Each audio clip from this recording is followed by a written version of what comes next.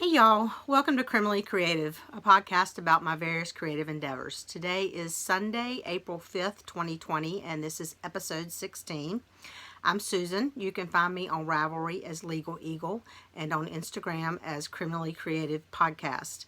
I also have a Ravelry group for the podcast, which is also Criminally Creative Podcast. It's not extremely active, but that is where I post show notes for every episode if you want to see links to the various patterns and projects that I talk about. So, I guess let's get started with hearsay. If you're anywhere in the world, you know what's going on. This whole COVID-19 pandemic has kind of shut things down, and we're all, for the most part, hopefully you're all staying at home as much as you can. Excuse me. I do not have COVID-19. It also happens to be allergy season here in North Carolina, which gets you nice looks whenever you have to go out and you have to cough. So I have been at home for the past 2.5 weeks. I haven't been into work since March 20th was the last day I actually went into work. I've been working from home. Fortunately for me, since the legislature is not actually having in-person meetings right now, my work can be done online on the computer, and so I can work remotely, and I am still fully employed. So I know a lot of people that's not possible for, and there's a lot of people struggling because of that, but I am fortunate that I am still fully employed and able to work from home. So, but as you know, most of the world has not shut down, but things are very different right now. So that's, I'm not going to say a lot more about that except a couple things as it comes up, but for the most part we are where we are, and I hope you are all staying well and healthy. So the only other thing in hearsay is the last time I recorded was the weekend before Carolina Fiber Fest, or what was supposed to be Carolina Fiber Fest. Unfortunately for us, our event was right during that time that everything was kind of still up in the air and nobody really knew what was going on and what was necessary. So we had planned to carry on with our event because, the venue was being paid for and the vendors were on their way. Our setup day is on Thursday, and pretty much almost all of our vendors were there. A couple had to cancel Thursday morning, but out of 52 vendors, 48, I believe, were there and were setting up. Almost all of our instructors were planning to come. We had one or two that had backed out because of being in a high-risk category. But for the most part, all our participants were, our vendors and our teachers were willing and comfortable coming. And, the fairgrounds was like, you can still have the event. And so we were there Thursday. We were pretty much set up, and about 4 o'clock Thursday afternoon, the governor pretty much had a press conference that shut us down. So we had to tell all our vendors about 5:30 Thursday night that, sorry, they had to pack everything up and go home, which was really disappointing for all of us, particularly for the vendors because they rely on that income. And of course, as you know, if you follow shows and stuff, almost every show, at least through June, has been canceled so far. So there's a lot of vendors out there losing a lot of money. So we really, particularly since we had vendors that had traveled from Michigan and Wisconsin and Connecticut, and they were there. But unfortunately, once the governor made his announcement, we were not able to proceed. The fairgrounds would not allow us to. So that was a bit of a disappointment. So, Carolina Fiber Fest will be okay. We will be a little tighter financially next year, but we will go on. We hope that our vendors will make it through this and will go on as well.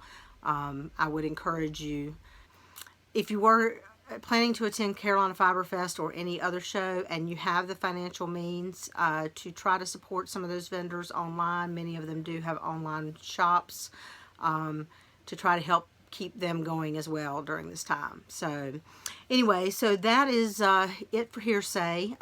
So let's move on to verdicts. So the first verdict I want to show you is one that I was working on last time, but I didn't show you, and I think I mentioned it because I mentioned it would be it would be better to see the finished object than to see the in progress. So I actually made 2 of these, but one of them is for my husband and he's already got it. So, Baby Yoda. So I saw this pattern. Excuse me. This pattern is called Bear Cub Amigurumi by Allison Hoffman. The pattern, if you find it on Ravelry, is for a bear, but it does have instructions for making a, what do they call it? I think she calls it a rabbit with floppy ears, or an alien or something. Anyway, so I made this using the yarn that she used in the pattern, which was Buttercream Luxe Craft Alpaca Solid in the Sage colorway, which is the green Yoda, Bernay Pipsqueak Chocolate, which is the dark brown robe, and Bernay Blanket Solids in Almond, which is this part. It's all chunky, bulky yarn, so I used an H hook, which is a 5mm for most of it, and a J hook, which is a 6mm for his coat. He's got big safety eyes, and there's also a little bit of brown felt in there you need just to kind of fill in the space around the eyes. So he was not difficult to make. I'm not a big stuffy maker, and I think it's because I don't like all the little fiddly bits about it. So it took me actually probably about 3 months to make that, just because I was making 2 of them, and I was making them in tandem. So I would do this part of one and then the same part of the second one.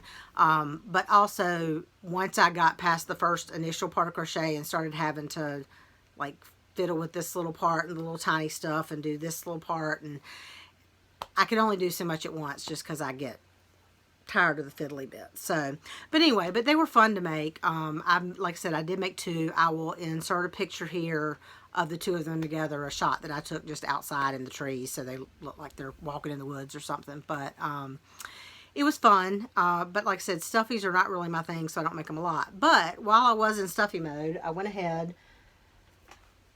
excuse me, and my next finished verdict is I went ahead and made Harry Bollasockyarn, who is Dolores Van Hoofen's friend. If you've watched before, you've seen Dolores Van Hoofen is a Franklin Havoc cartoon character that he has done a pattern for that's sold through Webs. She's a sheep. Harry Bollasockyarn is her, I guess, naive sidekick. And this is also a kit that is available through Webs. Webs has various outfits for Dolores and the Harry kit, and they're all in kits through Webs. You can't get just the pattern. You have to buy the kits through Webs, at least as far as I'm aware. So Harry has his little poet sweater. Whoops. And his beret, which as you can see doesn't stay on extremely well. I may, on Dolores's pumpkin outfit, I put a safety pin in the center of that little hat, and I may do the same with this so that it can be pinned to his head when he's wearing it. You see he's got his little strands of hair.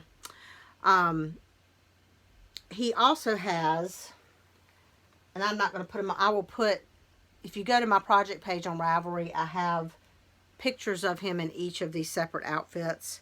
So he also has a scarf, and the construction on this scarf was really neat. I may actually try it sometime in an actual human-sized scarf. It's just garter stitch, but because of alternating the colors, it creates a really kind of neat checkerboard effect. So he has a scarf. He also has a bow tie. Let's see if I can, it's black, so it's hard for you to see the bow tie part. So he has a bow tie. And then he also has these ball bands. So you can see he's got a tuxedo one that he could wear with the bow tie. So he has a tuxedo on. And he has a Hawaiian shirt one. And he has what I guess is supposed to be kind of like a yoked sweater. And then like a regular ball band with washing instructions.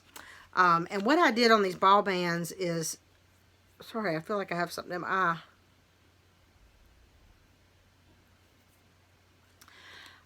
I had some of those round Velcro dots that have the sticky on the back, you know, and have the hook and loop on one and the Velcro on the other.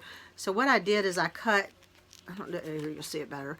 I cut a couple of those in half, and I put, you know, one on the front, and then we can't see white on white real well, one on the back, so that when I wrap around Harry, it Velcros, and that way it's easy on and off, and I don't have to like tape or whatever, because these ball bands just fit around him good.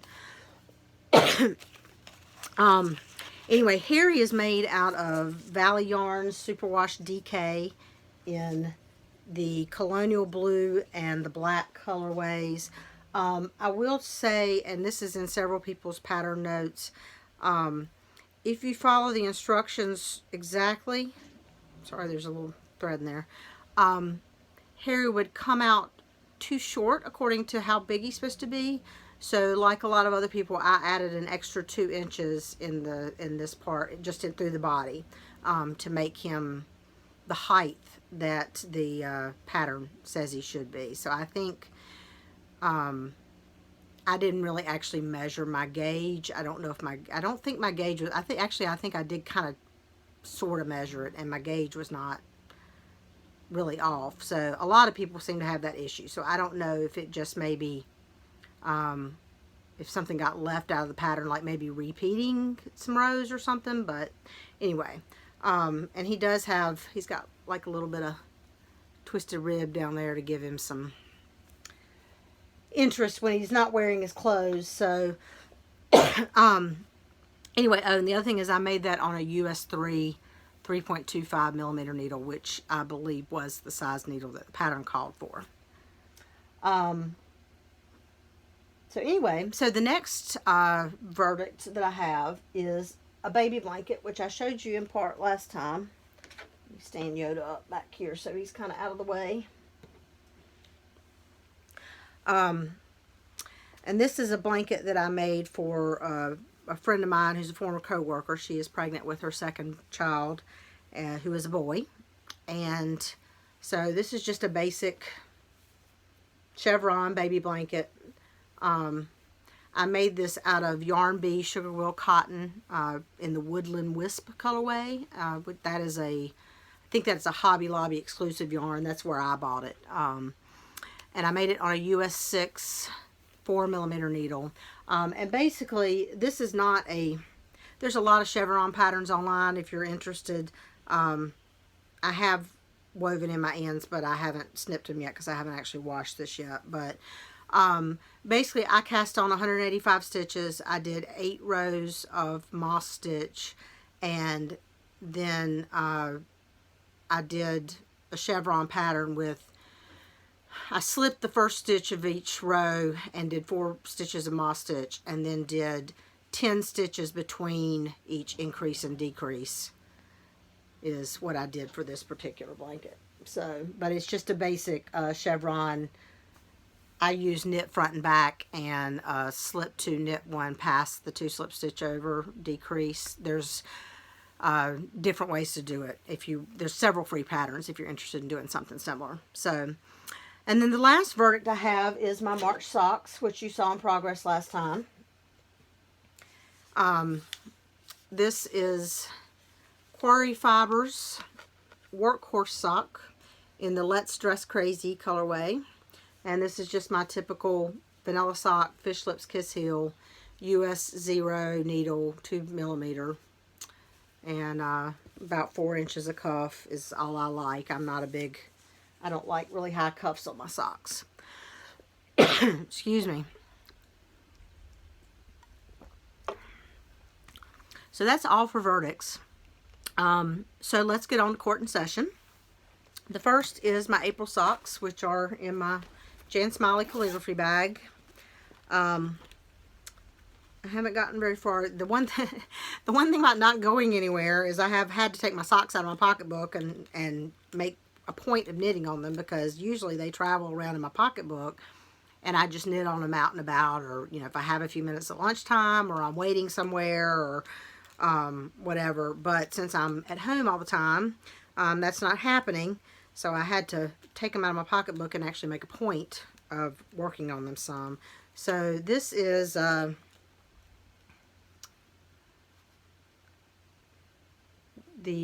yarn that I'm using, and it is Diabolical is the dyer.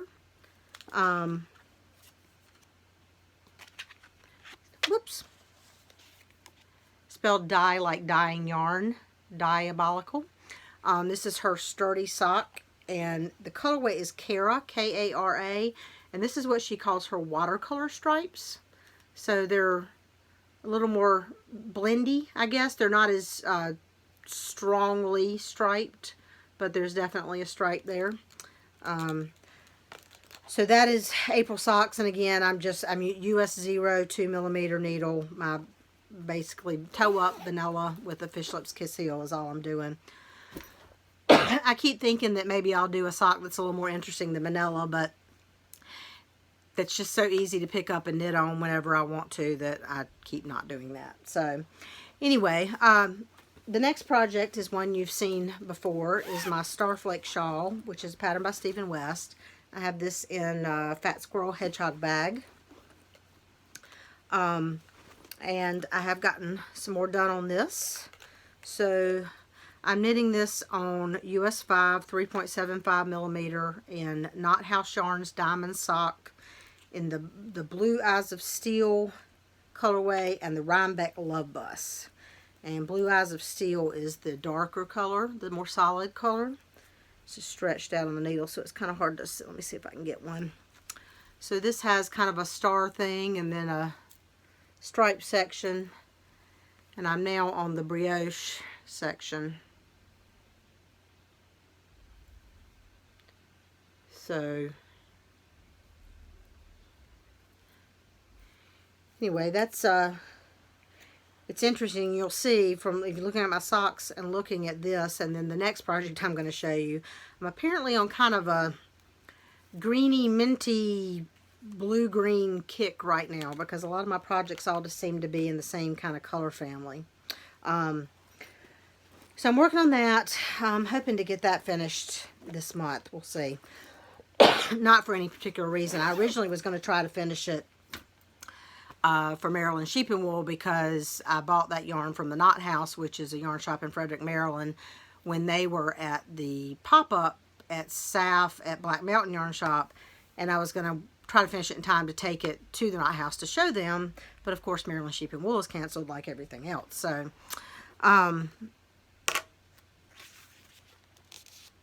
the next project is one that I have just cast on this week. This is also in a Fat Squirrel bag with bears and all kinds of knitwear and sledding and stuff. This is her, I think she calls this is her Aran sweater size. This is her biggest size bag, and I really like this size. It has a little bit of solid color on the bottom. This is Thornbush by Rosemary or Rami Hill. It's like a cardigan wrap type sweater. Excuse me. And I am making this in Hypothesis yarns in their smooth sock, and the colorways are Thaw. I'll try to hold them all up in a minute, but Wildcat, Ovid, Darjeeling, and Plume. And so this is a sweater that's designed to be for a gradient, or I guess maybe a fade. So trying to get these all so I can show you the kind of color progression. If I can get them all picked up and not drop them. And I just dropped them all. Anyway, that's not going to work. I'll insert a picture that shows the 5 colors together, because I'm not going to be able to hold them up and show them all to you without them falling apart. Anyway, I'm making this. This the bulk of this is knit on a US 5 3.75 millimeter needle. There's also, you also use a US 4 and a US 3 at various points. So this is a kind of a unique construction. So you knit this panel, right, this kind of lacy panel, which is like the center of the back, and then you pick up to the side and cast on a lot more, and you start working to one side. So this is like this, so this will be the front, and that will be on the back. And then once you work that way, you pick up on the other side and do the same thing and work that way. And so the yarn will gradient fade out towards the sleeve on both sides. So I have done, there's a lot of linen stitch in this, which I love the look of. See that? And then it's interspersed with some stockinette and garter ridges.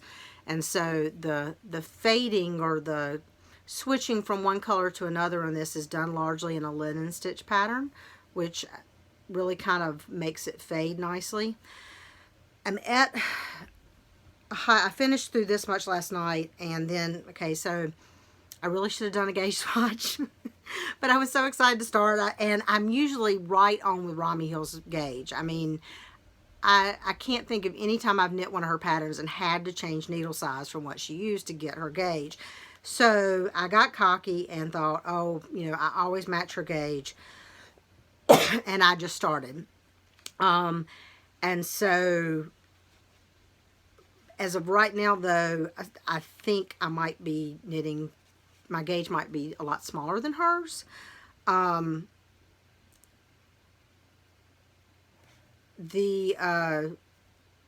am knitting the largest size, which is probably a little larger than what I needed, so that might work. But and the other option I might have is, because I'm knitting the largest size, for example, the smaller, so the two smaller sizes are done in 4 color gradients, and the two larger sizes are done in 5 color gradients for yarn quantity. Sorry, I'm just realized I'm looking in the wrong place on the camera. And so, for example, the two smaller sizes say do this linen stitch and then do 3 of these repeats, one where I've only done 2, and then the two larger sizes say just do 2. So what I think I've got to do is I need to do a gauge swatch and wash it and block it and see how far off I am, and see if it can be rectified by just doing a couple more repeats of this, doing the extra repeat of this each time, so that I get the extra width. And I'm going to do that before I actually rip out everything that I've done and start over, which I really don't want to do. But if I have to, it's better to rip out this much than to get halfway, you know, one whole side done and realize that it's all going to be way too small. So we will see. I have kind of put that aside for a day or two just to wrap my brain around the idea that I can't just keep going at this point.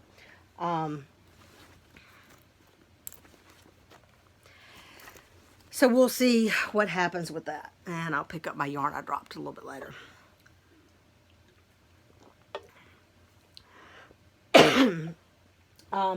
The other project I want to show you, I think I mentioned last time, I may not have mentioned it by name, but I had started it, but I really didn't have much to show for it. So, and that is the Mousa sweater by Marie Wallen, which is from her Shetland book. It's in Jamieson's of Shetland Spindrift, and it's like almost 15 colors, I think. So I'm not going to show you all the colors. If you want to see all the various colors that are going into it, I do have a Ravelry page, and all the colors are listed there. I am doing, for the most part, the exact colors that are in the original pattern. So if you look at the pattern picture on the pattern page on Ravelry, you will see primarily what mine is going to look like. I bought my yarn from Hillsborough Yarn Shop, and they did not have 2 of the colors, so I have replaced them with colors that are very similar, so it shouldn't look drastically different. And I there is a note on my pattern page for this, which 2 colors I've swapped differently. So this is knit, the ribbing is on a US 2 2.75 millimeter, and I am knitting the color work on a US 2.5, which is a 3 millimeter needle. And let me, actually let me put those back on and see if I can spread out enough here that you can kind of see. I have gotten through the first 2 kind of motifs. Ugh. Sorry, I'm trying to get it spread out so you can see and hold it up at the same time without blocking the light. Let's see. That's probably the best I can get right now. If I try to get closer, it gets dark. So this is it's a very kind of subtle color work up close. It's really more effective, I think, actually from a distance. This pattern is written, so the sweater has a split hem at the bottom. And it's kind of a tunic style sweater, not completely sleeveless. It's got a little bit of a drop sleeve to it, but it's not a fitted sleeve shaped or anything. The pattern is written flat in pieces, so you knit the back, you knit the front. I'm not a fan of doing color work flat. I can do it. I don't like it. So, plus my purl tension is a little different from my knit tension, so it's harder for me to keep good tension. So I have converted the pattern to knit in the round. I knit both of the bottom bands separately at the same time on the same needle, but I knit 2 separate bands, and then I am going to, so I have got a bridge here. Let's see if I can get, there we go. I'm going to steek the split hem, and then this will come up here and become the edge to that. And then once I get past that, then I just will do the whole thing in the round until I get to where the sleeve holes are supposed to be. And I think, I haven't fully decided, but I think I'm probably going to steek the arm size as well, because I think, I've read through the pattern, but it's been a little while. If I remember correctly, other than the holes, all you do is add some ribbing around the armholes. So I think if I'll steek those, and then I'll be able to just pick up and knit the ribbing around on that. So that is kind of a longish term project. I'm not, I'm hoping to get it finished this year, but I'm not in any huge rush. I'm just trying to work steadily on it and get, you know, I don't know, maybe a motif done a week whenever possible, unless it's just a crazy busy week or something. We'll see. And then the last thing I was going to show you is, you know, I mentioned last time that I've got several scrap blankets, and I'm trying this year to work on all of them on a regular basis. So kind of one at a time, I wanted to show you my blankets. And so this time I'm going to show you what I call my striped miter square blanket.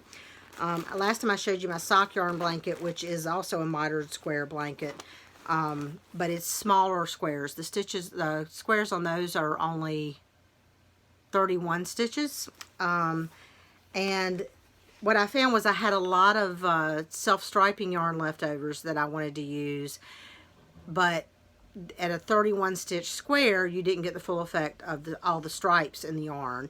And I did in my other one, I have added a couple of larger squares using some striped yarn, but then I decided I had enough that I would just start a blanket of nothing but self-striping sock yarn with bigger squares. So these I do 71 stitches. I had to think for a second. So these are, yeah, 71 stitches each, which is enough to get through usually about 2 repeats of a striped sock yarn sequence. So, and I actually am working in 2 pieces right now. So this is the one I started, and this is all, oh, I'm showing you the back of it. Let's start with the front of it. This piece is all Desert Vista Dye Works. So because for at least 2 years, I've done the socks a month out of Desert Vista Dye Works. I had quite a bit of that. And then I had some mini skeins of hers I've won and stuff. So this one, this piece is all Desert Vista Dye Works. Now, I know that I'm not going to have enough desert, well, maybe eventually, but not in a reasonable amount of time without going 30, 40 years. Will I have enough to do an entire blanket out of that? So I've got another piece that I've started, and this is all other self-stripings from different dyers.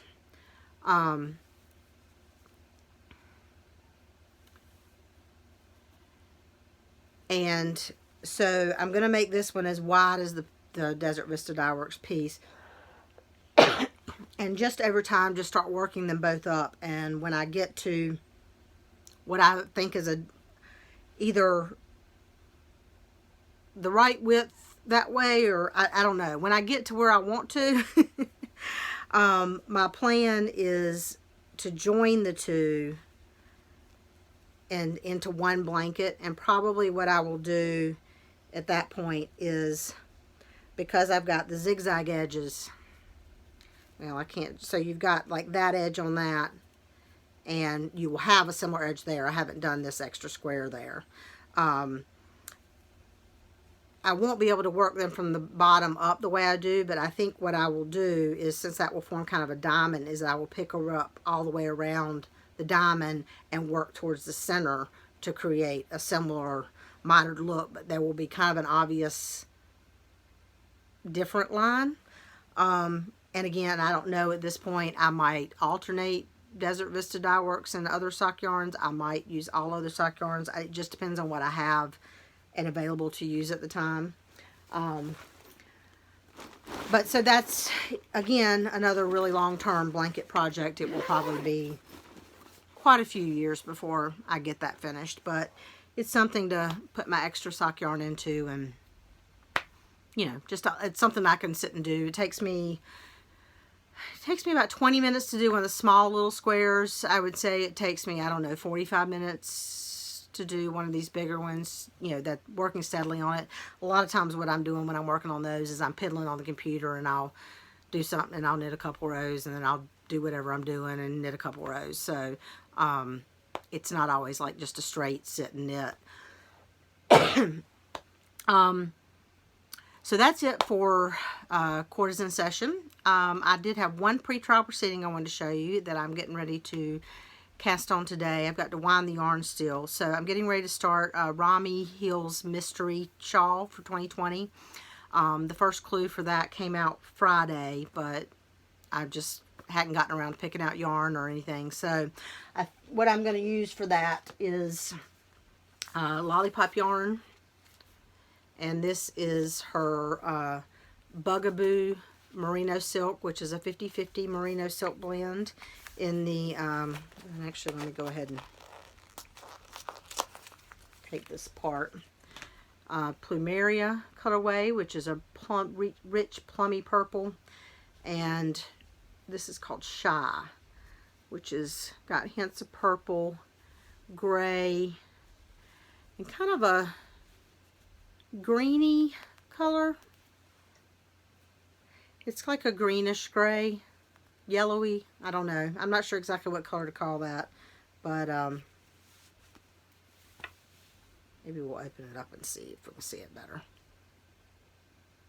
So anyway, the pattern says not to use variegated yarn. They recommend a speckled for the one. This is definitely variegated, but I think it's so muted that it's really not going to matter.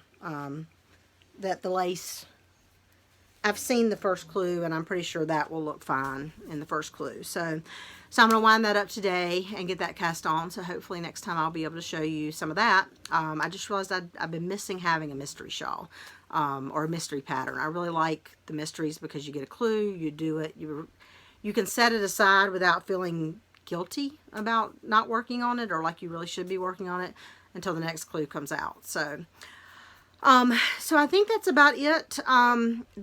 there's nothing on my calendar because everything is canceled. I'm still hopeful for SAF in October. We'll see. You know, I don't know how long this is going to go on. As long as it's necessary, I guess.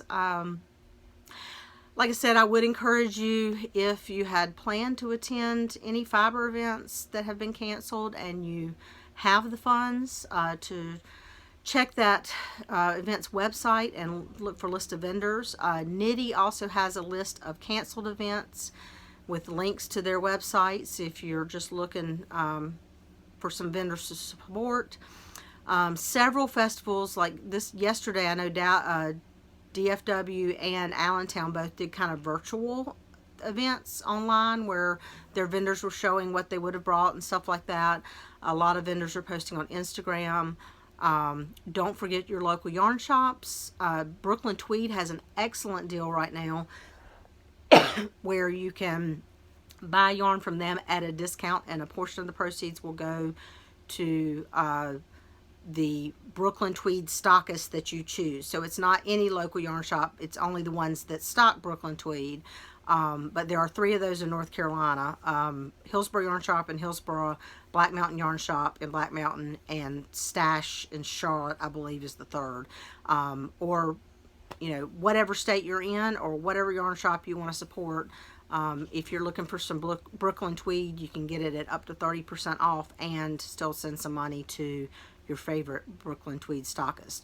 Or your Brooklyn Tweed stockist may also, if they have an online website where they sell, I think all of them are offering the same thing as well, so through their website. So either or.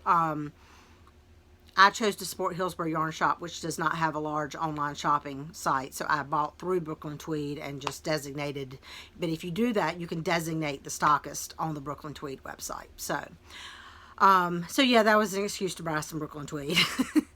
Not that I needed more sweater quantities, but I have been really good this year. One of my goals this year was to not buy as much yarn. And I have been really good this year. I have bought a little more in March, largely trying to support some vendors from Carolina Fiber Fest and a couple of other events. I had planned to attend Maryland Sheep and Wool. And for example, I had planned to visit the Knot House in Frederick, Maryland when I did. So the yarn that I'm using for Thornbush, I ordered from them as a way to support them. And so I'm trying to still limit my purchases to things that I either need, well, I don't need any of it, to things that I have a specific purpose for or a plan for, but also to support some vendors and keep them in business. And there's some vendors too that have done some non-yarn type things. Franklin Habit designed t-shirts for both Fiber Space in Alexandria, Virginia. I think Alexandria or Arlington. I think it's Alexandria.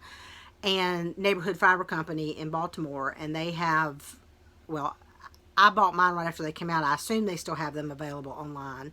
So I bought both of those t-shirts because it was a way to support Fiber Space and Neighborhood without actually buying more yarn that I didn't really need. So, you know, again, if you have funds available, because I know a lot of people are going to be struggling because they can't work from home, and that means they've been furloughed or laid off, or you know, if you work in the restaurant industry and rely on tips, I know there's a lot of people that are having a hard time because of this. So anyway, do what you can. Otherwise, stay home, stay safe, stay healthy.